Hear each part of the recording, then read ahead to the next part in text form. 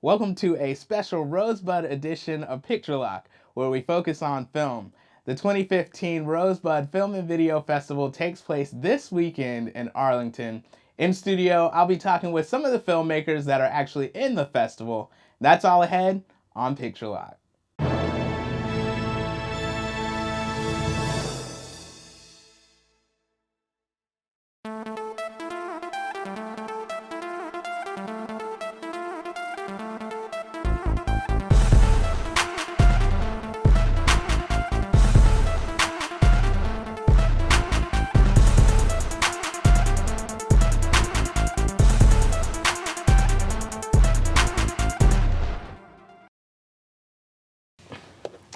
A vampire that is afraid of blood. That's all I have to say. The director and producer of Dark Therapy is here in the studio with me, Devin Nikki Thomas and Chad Eric Smith. Guys, Yay. Thanks for coming on. Thanks for having us. You guys are no strangers to Picture Lock. In fact, you guys are good friends. We talked, it seems like around festival time. Mm-hmm. This film is actually doing really well in the festival circuit. But for those that haven't seen it, could you just give us a summary of what the film is all about?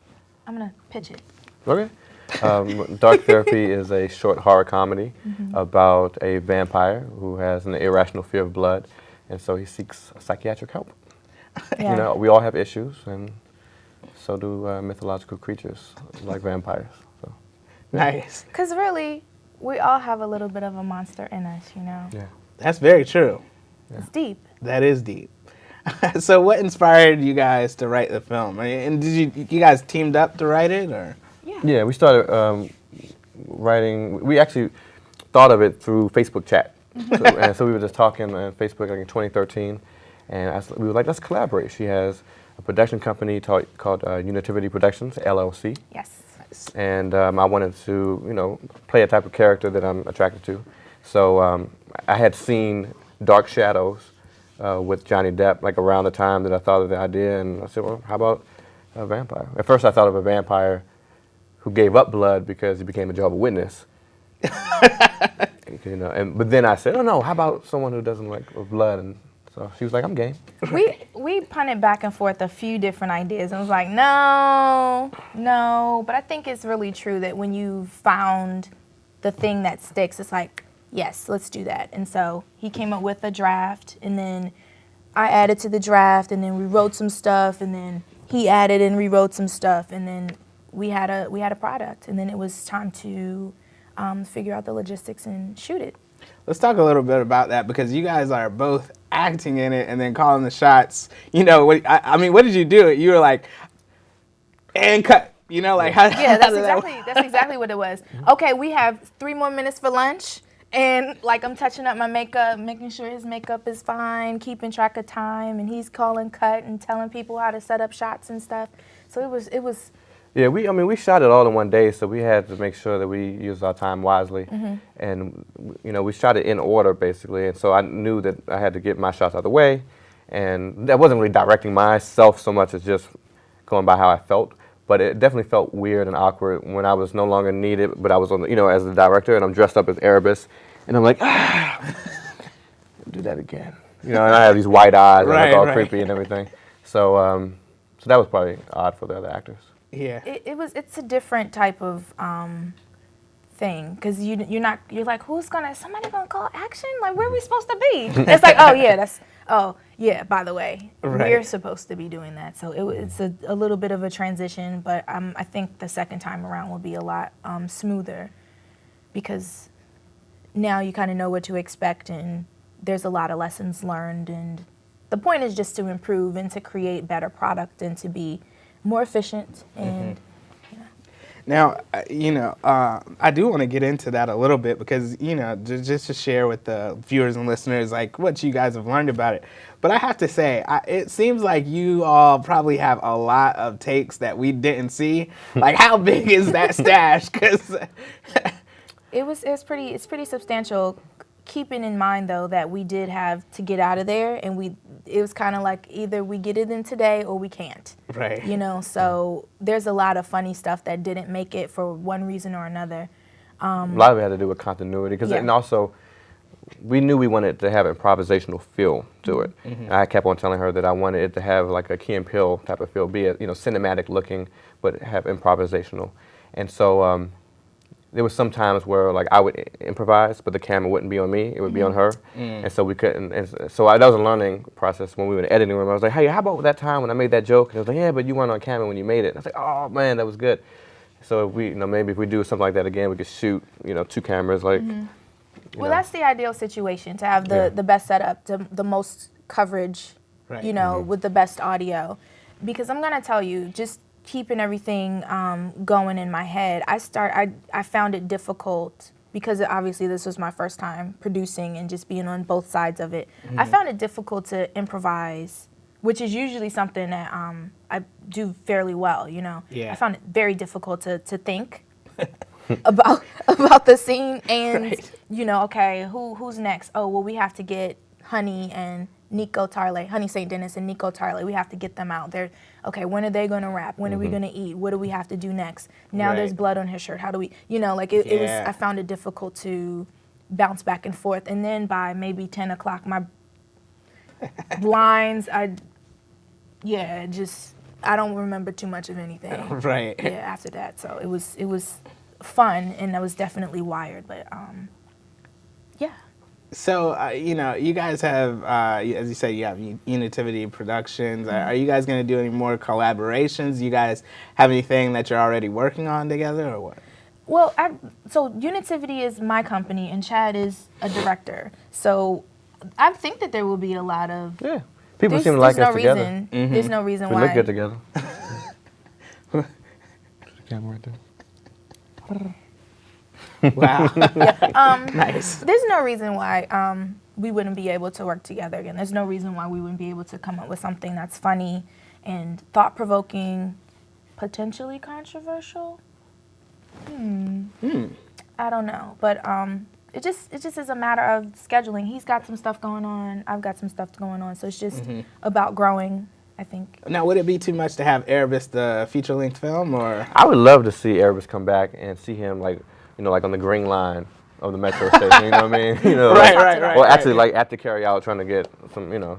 So, right. So I think, yeah, I would love to. Yeah. You know, a lot of people said they would like to see it expanded. Well, that was kind of the design of it. The way that it ended is open for A, interpretation, and B, it's scalable. It's a expandable For type both plot. characters. Yeah. Right, yeah, definitely, because we were talking about that just now, and We were. you know, I have my theory. Right. I'm gonna let the viewers make their own theory. I like the idea that people come away with different ideas of how it ends. Right. For me, that's fun. I like, you know, that you kind of use your imagination to kind of carry the story forward. Because what you come up with as the viewer is going to be better than what we write. Because I mean that not as a slight to our abilities, but in the sense that, you know, there's all types of your experiences go into what you think, and you project that onto Erebus and Anne, and it's just and then it starts discussion. That's why the book is always better than the movie. Exactly, because you get to use the noggin. So, obviously the short is a very funny film, and it's making its rounds. So much so that tomorrow, are you guys going to be in 2 different places at once? What's the deal? Yeah. Absolutely. Isn't that cool? Yeah. So I'll be flying to LA first thing in the morning. Dark Therapy will be playing at the Indie Night Film Festival on Hollywood Walk of Fame. So this will be my first time going to LA. Wow. And so I'm really excited about that. That's huge. Yeah. Are you going to be with us? I will be with you all in all of my glory. I will be back Sunday though. Okay. I'll be back. So I'm doing, you know, just like I'm not gonna get no sleep this weekend. Wow, that is crazy. Yeah. Well, guys, obviously you're doing big things. Where can people find, because you all do have a good social media game that goes along with Dark Therapy. So how can people find out more about Dark Therapy and follow you guys? Dark Therapy has a fan page, so does. just look up Dark Therapy. On Facebook. Yep. And then we each have our own fan pages, Instagram, Twitter, all of that. So you can. So it's like Team Anne and Team Erebus. Right. Nice. And we both use our full 3 names. Yes. So Right. Devin Nikki Thomas and Chad Eric Smith. Still looking. Yeah. Which I think It's is necessary. awesome. I wish like I could do like Kevin Hart, like turn up every time he's Chad Eric Smith, turn up. Did I ever tell you why I Doesn't used my whole name? No, I think you might have. Go ahead, but Because I play piano, right? And I posted a video on YouTube of myself playing piano, just my hands. And someone commented, you know, you're never supposed to read the comments. And they was like, Chad Smith, not black. And I was like, what? And it turned out, you know, Chad Smith is the drummer for the Red Hot Chili Peppers. So I was like, well, I got to distinguish myself from him. I have a similar story. Devin Thomas is actually I think he's a retired football player now. Played for the Redskins for a little while. okay. Yeah. I got a lot of. It was interesting. Yeah, you know, I got a lot of Facebook stuff that was interesting, so I had to. Interesting. Yeah, Kevin Sampson is a writer in. He's like, I would enjoy this too. Kevin Sampson letting too you is. know. So he has a book out and a movie Powder. Shout out to Kevin Sampson. But you know, I got that competition, but I didn't want to put my middle name Right. in there. What Anyways, is your middle name? DeRay. Yeah. Oh, ouch. No, I'm just kidding. I still love my middle name, Mom and Dad. Anyways, we got to wrap it up, All right. guys. Thank you so much for coming on the show. Good luck in the festival Thank and with the short because, you know, it's hilarious. Thank you so much. Thank you. All right, Thank you. you're welcome. Don't go anywhere. We'll be right back.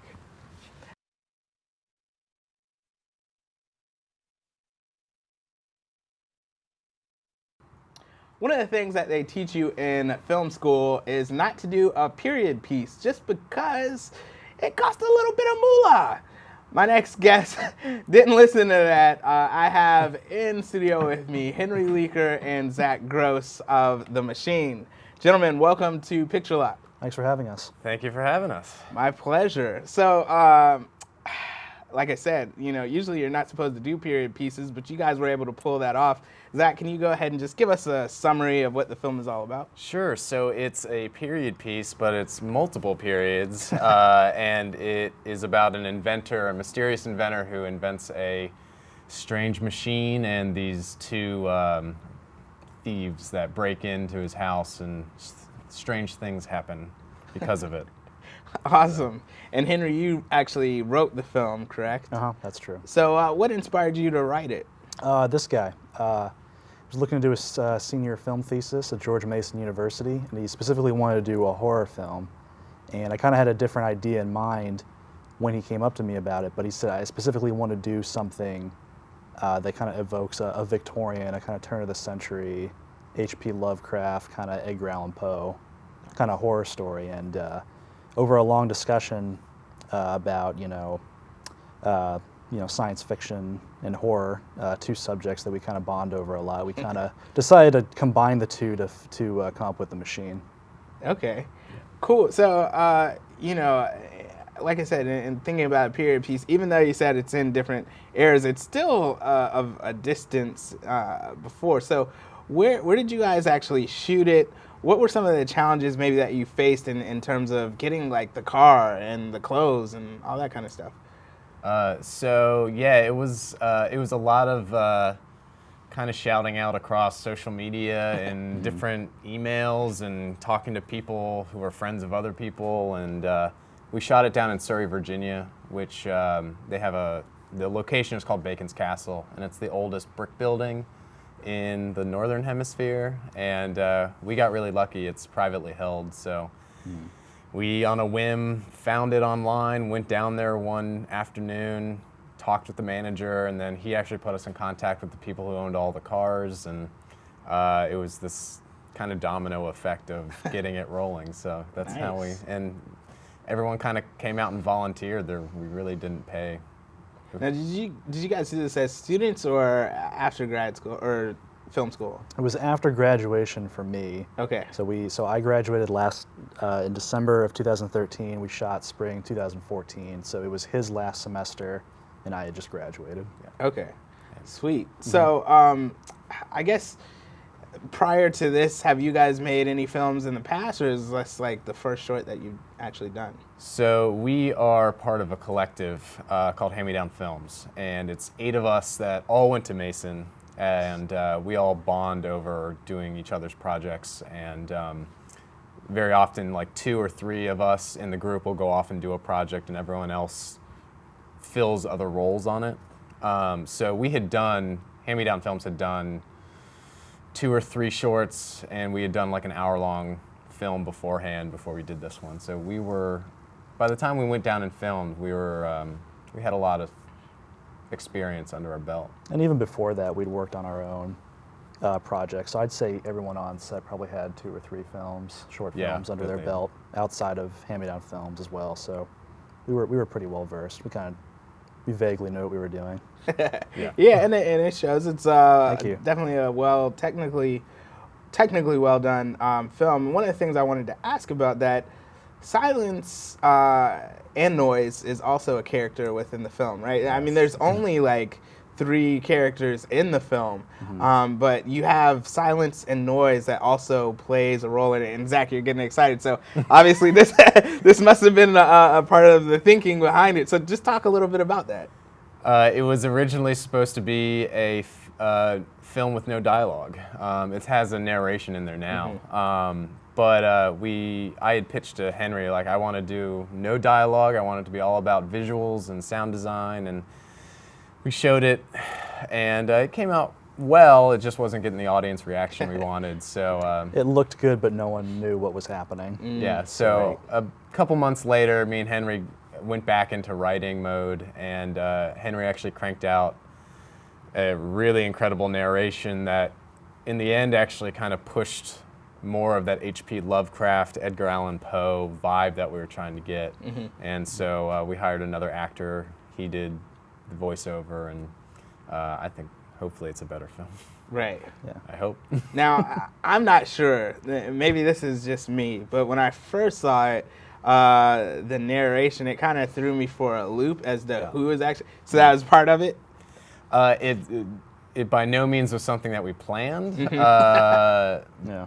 But we were okay with just leaving it. We didn't want to spell it out in any way for the audience. So we kind of just, if the audience is confused for the first 5 minutes, we're okay with that. You know, it adds to the mystery. You know? Yeah. So. Definitely. And honestly, to me, it made the end actually kind of have that like dun dun dun. You know, who's really talking and all that thank kind you. of That's awesome. If that makes us seem smarter, then all right. Yeah, we'll You'll take take credit that. for it. Sure. Yeah. Awesome. All right, so I know you all also have a podcast as well. Is that the case? And what do you guys focus on with your podcast? So I run it with our producer, Zach Griffin, who couldn't be here. He's busy in Las Vegas right now. Oh, wow. But so me and Griffin, about a year ago, decided that one thing we found when we were talking with a lot of filmmakers that were trying to do what we were doing in the area, and we covered the D.C., Maryland, Virginia film industry with the podcast. People just had no clue what other people were doing. And so we were getting Hand Me Down Films was getting our website up and running. And basically, the podcast was so that me and Griffin could go and talk with these people that we wanted to get to know and get connected with. And it ended up being something that we could crank out every week and have activity on the website. And it's been we've made a lot of connections. We've connected a lot of people with it. Henry comes on for a lot of discussions. And we've been able to actually kind of use it to talk with some pretty big names that are in the area, and actually we've branched out to people that aren't in the area now. So That's awesome. So let me just ask you, what does a film festival like Rosebud mean to you guys as indie filmmakers? you want to take that, Henry? Well, Rosebud specifically stood out to us. We really wanted to get into this because, like Zach said, one of the big things they were trying to get across with the podcast and with the company is, trying to build a film hub here in Northern Virginia. So as opposed to people, going to LA or going to Chicago or going to New York, part of our mission is to help build a community of filmmakers who are here and to create viable options for business for film here. And Rosebud is like a big, and Arlington Independent Media too is like a big success story, that we can refer to. So just the fact that we're here with a bunch of other Northern Virginia filmmakers is like, it's sort of like it's reinvigorating. It's like, yeah, we can do this. It's like, yeah, it's being done. Yeah, definitely. Well, guys, I know that this can't be the end for you as filmmakers. Do you guys have anything that's like you've already written, you're ready to crack into now? What's next? So we've got Henry's writing a short. That'll be our next short, and we're actually in works to do a feature. So 2 features, actually. 2 features. That's right. Yeah. But in the next year, we'll hopefully have Henry's short done, which will be called Postgrads right now, and that'll be a comedy. And then the first feature that we'll do, most likely, is a horror science fiction film. Cool. And we're going to film that here. We want to film it in this area, so if anyone's listening that wants to come and help. Yeah. So. Awesome. Cool. Well, once you guys get that feature up and running, or if doing a crowdfunding campaign, please stop by Picture Lock, because I definitely support you guys' work.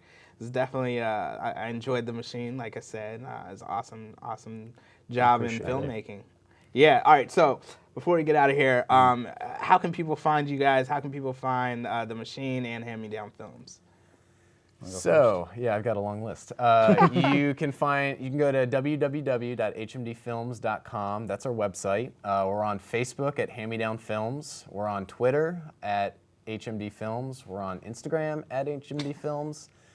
I'm on Twitter at zgrody. I'm Zach Gross. I'm also on Facebook. And you can find all of our films that we've done on our website as well so far. Cool. And then Henry? You can find me through emailing HMD Films as well. I'm on Facebook, Henry Leaker, and you can also find me on Twitter at The Pub Writer, PUBWRITER. All right, guys. Well, thanks so much for coming on the show. Hey, good luck in thanks the for having us. festival. Thank you Enjoy so the much. film. Thank you. All right.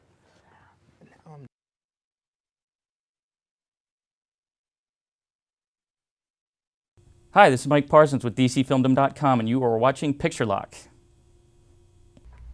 This is Jason Fraley, a film critic with WTOP Radio, and you're watching Picture Lock. If only we could all meet the love of our life in an elevator. I know I didn't. Shout out to Alexandra. Love you, babe. But my next guest shot a film about a lonely girl who does find love in an elevator. Jamie Kang is in the studio with us to talk about Elevator Love Story. Welcome to Picture Lock, Jamie. Thank you. Thank you for having me. Yeah, so this is really awesome. You are in 9th grade and you're in the Rosebud Film Festival. How does that feel? It's an honor. It's really exciting. I was really excited when I found out.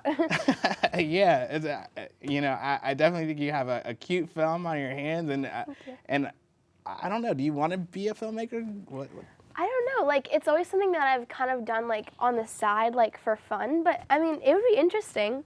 I'm not sure. Yeah, okay. First off, go ahead and give the audience a little summary of what the film is about before I start geeking out about the film. Okay. So it's about this girl who kind of like sees all these like couples around her and is really like lonely and sad. And then in an elevator, she meets this guy, and like throughout the film, you believe that they like start falling in love and go on dates and pick out a house together and get married.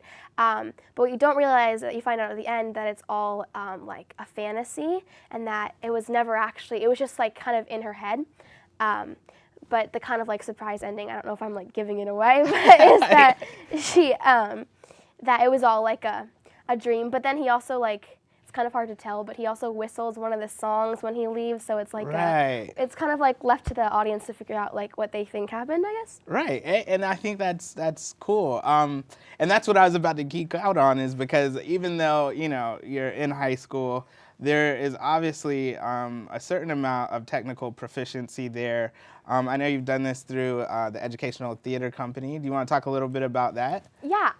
So I've been doing ETC camps since I was like really young, and this was like a comedy camp, but it was a film camp for like if you're older kids, and we got like it was 2 weeks, so I made the film in 2 weeks with a lot of help from other people. Nice. There was like I edited but was co-director and co-lyricist. Tom Carmen wrote music for us, and we had like requirements, like we had to use the music, but we had to write the lyrics, and we had to come up with an original, and it had to be a musical. and we had to cast the middle schoolers, and there had to be one scene in which the entire camp was in it. So that was the wedding scene, Right. And they had to have like some sort of small dancing thing, and that was also the wedding scene. So yeah. Man, that's kind of cool. So do they like pass you a sheet of paper and says this is what has to be in the film, and then like you figure it out from there? Yeah, they on the first day they kind of like told us what we had to do, and then we kind of like all brainstormed and split up into groups, and then we just kind of took the idea and ran with it, and it was really cool. Nice. So what inspired you, I guess, to come up with the idea? I don't know where the idea came Why in from. an elevator? It was just well, one of the an elevator is in the location, like in the area where it was in a church, and we had to like only obviously use the location because it was at camp.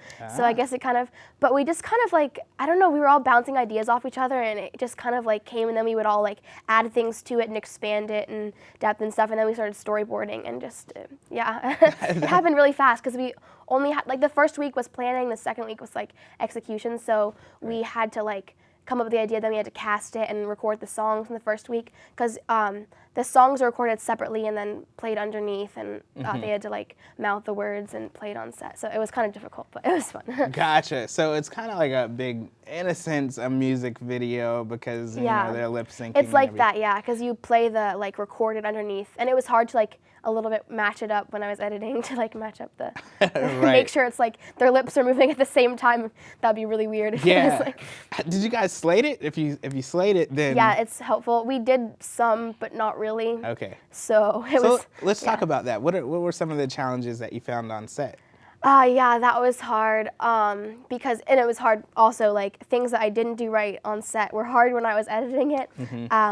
Also, like, working, because they were all, like, middle schoolers, most of the cast, like, keeping them focused, and I'm not that much older, so we had a hard time, like, getting them to, like, listen to us. Like, most of the cast was, like, a year younger, so, I mean, they didn't really, like, listen to me all the time, so that was one of the challenges, and, like, we only had, like, it had to be during the camp day, which was like 9 to 3, so we didn't have much time in like lighting and like different times when we were outside and like sharing equipment and stuff. Right. Yeah. So what did you guys shoot on? Because there was some shots like when the older woman and gentleman are sitting outside. It was really beautifully lit and everything. I think it was a Canon T3. Yeah. T3i, something, film terms, yes. That's okay. All right, cool. So, you know, what were some of the fun moments that you had on set in making the film?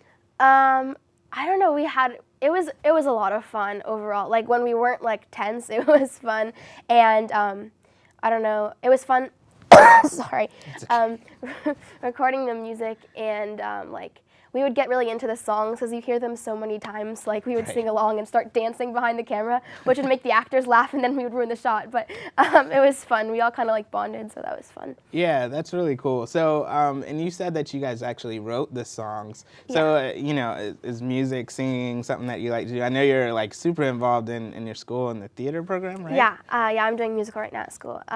And I'm really into music too. I take chorus too. So that was one of my favorite parts, actually, writing because we got like a bunch of different types of songs is the way they did it. Right. So the composer wrote like a villain song and like a slower song and like a happy song, and we had to kind of like take the mood and then decide which ones we wanted to use and write lyrics to them. So that was fun. That was kind of part of what I think like drove the idea as well, because based on what music we could use, like the beginning was all like sadder because we had this sad song, and then Right.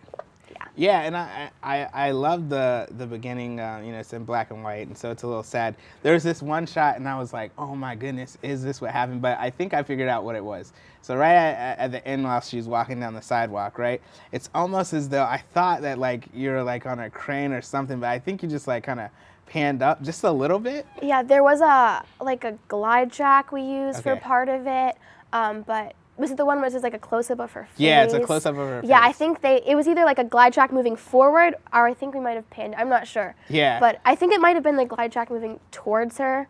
Some of the moving shots were a bit difficult, but I think it turned out cool with that. And the black and white, one of the challenges in editing was there's one, I really wanted it to be once she got in the elevator, like with the door, it slid into color. And it's hard to tell, but it took a really long time. People barely notice it, but I'm just really proud of that one moment every time I see it. Even though like probably no one even notices it, I just like, oh my gosh, just like look at that. Like look at it sliding into color. Like Nice. A little Wizard of Oz type moment. Yeah, okay. Do you even know about the Wizard of Oz? yes, Right. I like Okay, the good. Wizard of 'Cause I Oz. was gonna I'm say. young, but But I've seen the Wizard of Oz. Okay, good. All right, so obviously, you know, I definitely think you should continue in filmmaking, but if you don't do that, you're probably going to be acting, right? That's yeah, what it seems like. that's one of my other like really strong passions, acting and singing, and I'm like arts-oriented kind of person, I guess. Awesome. So if people want to check out the film, where can they find the film? Should I do the camera? Yeah.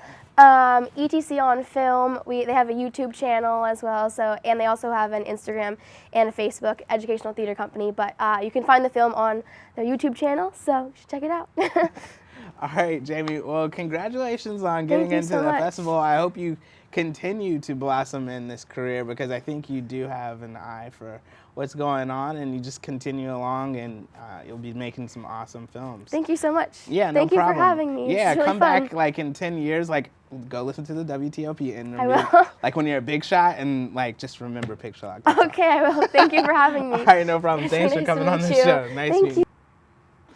And a not so distant, maybe, future America, a group finds a stranger on the road bearing the mark of their enemy.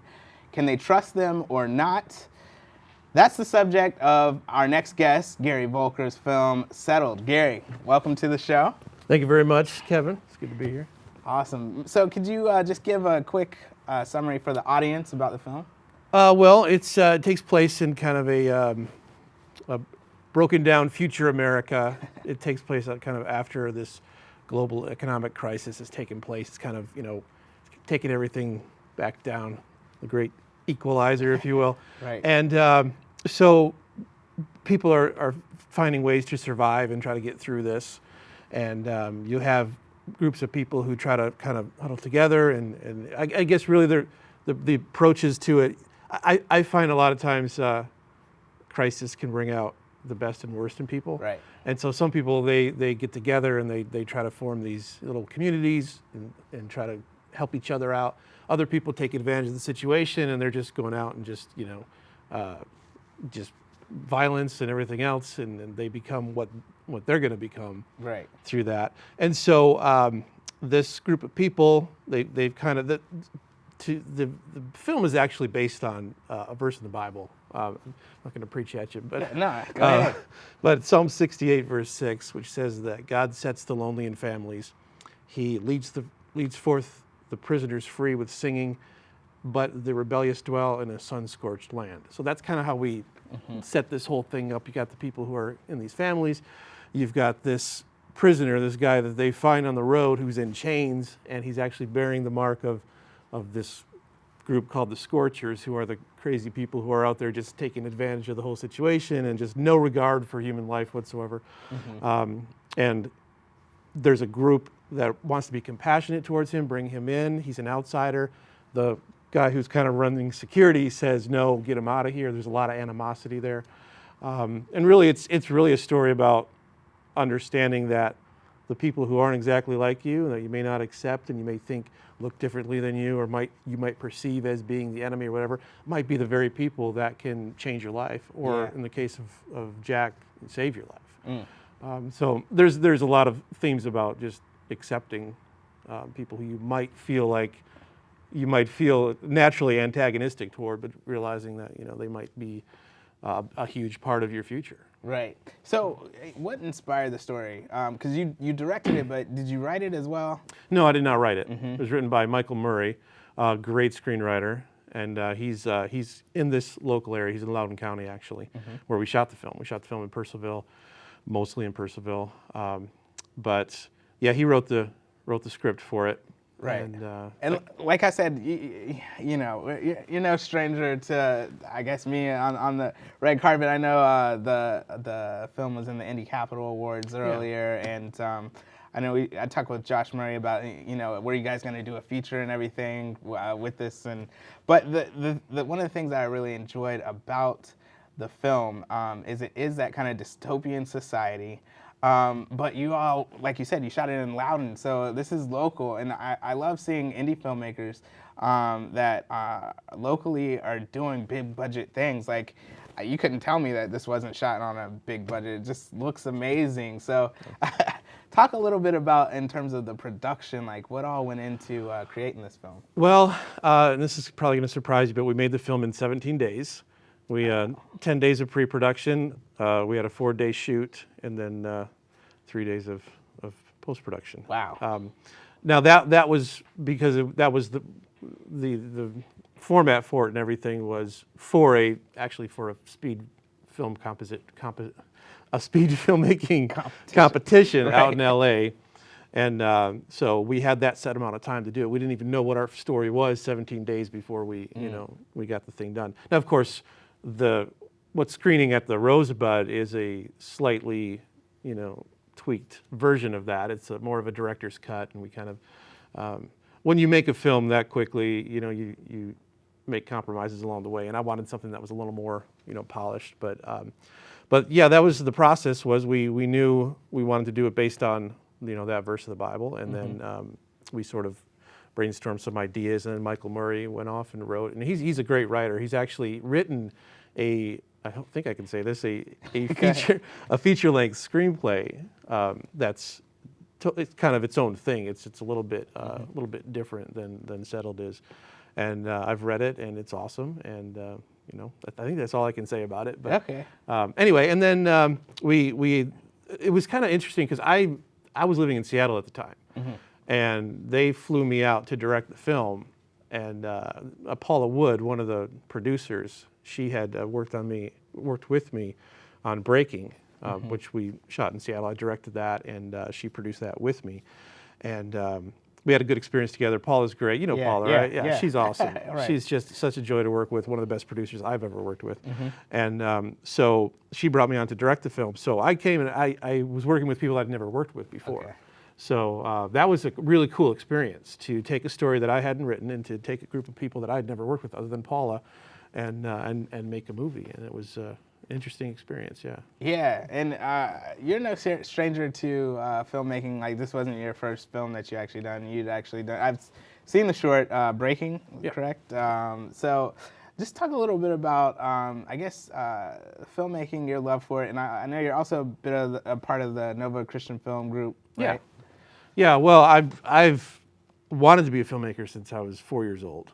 This will tell you how old I am. 1977, and Star Wars had just hit the theater, and I saw Star Wars, and I don't remember seeing any films that really did anything for me before that, but I saw Star Wars and I was just blown away. I said, I want to tell stories like that. No idea how I was going to do it, but it just moved me so much. I remember everything about that experience. Can I just say this real quick? Yeah. I've always wondered what it would be like to actually have, like, for me personally, like, Teenage Mutant Ninja Turtles. I got to see that in theaters, but I didn't get to see Star Wars in theaters when it came out. Like, that changed the game for everything. Yeah, that's a real privilege to be able to experience that, Right. as such a young child. But that really it blew me away. I didn't have a video camera or anything like that. Right. But I had a little tape recorder. I used to just record stories, and I'd tell stories, and I'd do all the voices and sound effects and everything. And occasionally I'd bring in one of my sisters to be a character. Usually I'd kill them off or something. But I didn't even touch a video camera until I was 15. And that kind of changed everything. And I knew that's what I always wanted to do. It took me a while to get there. I started my production company, Experience Studios, 10 years ago. We're celebrating our 10th year this year. It was in 2005 that we started. I'd done a lot of freelance stuff before that, but that was official. And and so now that's what we do, and it's exciting. And I've directed, I think, 32 films at this point. Wow. Nothing that, I think you understand this, you don't necessarily want to say, hey, look at this thing I made 10 years ago. Yeah. You're only as good as your most recent Yeah, project. exactly. So I know that's kind of my experience. I generally don't, share a lot of, links to my films online or whatever. It's just me. I think I'm kind of hard on myself as a filmmaker. Yeah. Because I know what my vision for it is and what I want it to be, and it sometimes, the gap theory you've heard, Yeah. which is you want to become a filmmaker because you know what works in a film and you love movies and you have good taste. Right. But for a while there's this gap between what you know is good and what you're able to make because of resources and just what you have available, budget or whatever else you want to look at. And the goal is to gradually close that gap. But you might be in that gap for years. And I honestly, I'm 42. I feel like I'm still in the gap. I do. But I always want to be getting better, and I think that's what we need as independent filmmakers. We don't really need. We get enough pats on the back. What we need to start doing is really seeking honest feedback and trying to improve and get better at what we do. Right. Some of the most refreshing conversations I've had with other filmmakers is when we talk about what we don't like about our own films, what didn't work for us, and then being able to give that feedback to each other. Yeah. Because that's the only way you're going to get better. Man. Well, before you drop any more jewels on me, where can people find you or find the film online? Well, I know Settled is on YouTube. I guess just search for Settled, and probably my name, Gary Volker, that'll probably bring you to the right place. I believe Michael Tolosa has posted it under the Nova Christian Film Facebook or YouTube page. Yep. That's where Settled can be found. And of course, screening at the Rosebud Film Festival. Yeah. We're very excited about that. Definitely. It's good to be a part of that. I'm on Twitter. I'm on Facebook. My company's on Facebook, Experience Studios. The Twitter handle was too long, so it's just Experience ST. So I like to say, you go to Experience Street, but that's pretty lame. But anyway, that's. And you want to give my cell phone number? I can give you that. No, that's all right. Social security text number. Text me. Let me know what's up. Right. So, yeah. Well, Gary, really do appreciate you coming on the show. I look forward to your future works because Settled is awesome, and I'm sure you're working on stuff now. Friend of the show, come on back anytime. All right, awesome. Thanks, Kevin. man. My next guest is no stranger to the show, Cheryl M. Brown, the co-director of the feature film Thick. Cheryl, welcome to Picture Lock again. Thank you, Kevin. Thank you. All right, so can you give our audience just a summary of Thick and what it's all about? Well, Thick is a movie that was written and co-directed by myself and Anthony Green last year about a real estate developer who has some criminal side dealings, and she's actually dealing with the blowback of the recession, dealing with some personal dealings with her family and some of the people in her underworld who are trying to take her down. Okay, so what inspired you guys to write the film? The story was actually by Anthony Green himself, and I think he said it came from when the recession hit down in 2010. He kind of thought to himself how it hits all factions of society and wondered how it would actually impact the criminal underworld. So. Yeah, and I think that is an interesting thing because whoever thinks about the criminal underworld and how they're doing and making ends meet. Right, they're kind of fighting each other. Yeah, okay, so I guess one of the questions or things that I guess I kind of know about it is that it originally was written for a male lead, right? Yes, it was. Okay, and can you talk a little bit about how you flipped that? Because I think that's what really makes the film that much more interesting. I think you're right. Like you said, originally it was written for the lead to be a male, and one day Anthony and I had a lunch meeting and he just asked me what I thought about flipping it to be a woman, not changing anything else in the script, just changing the gender. And I was like, well, that's kind of interesting. Surprised I didn't think of it myself. But. All right, so what are you guys doing with the film now? Where are you going to take it? Well, it's a trilogy. So we've got the first part out. We've got the second two movies kind of mapped out and outlined, and we're starting to write those. And we just want to finish out the trilogy of Teresa James and what happens with her and her underworld. Yeah, I'm looking forward to this trilogy. Now, let me just ask you, it's 2015. Do you think we're going to see, at least part 2 by the end of the year or what? I don't know if that's my call to make, but we're getting some writing done. I'll just say that. We're getting some writing done. We've got the story mapped out. We do know what's going to happen in the next 2. We'd like to shoot them both together, so okay. We'll see how that works out. Sweet. And working with Tia Day now, She's awesome. Yeah, she is pretty awesome. And that one kitchen scene is just, that one gets me That was every my time. favorite. That was my favorite. That day on set, I remember telling Tia, I'm not sure if I like you today, you know. But which means she was doing a great job on her character. Right. Because she was really mean. Yeah, But it was a good scene. And, oh, And she scared half the crew. right. Now, the knife, you know, it wasn't real, right? Oh, gosh. Props. No, Let's just say props. I'm not trying to kill anybody. Props, right. props.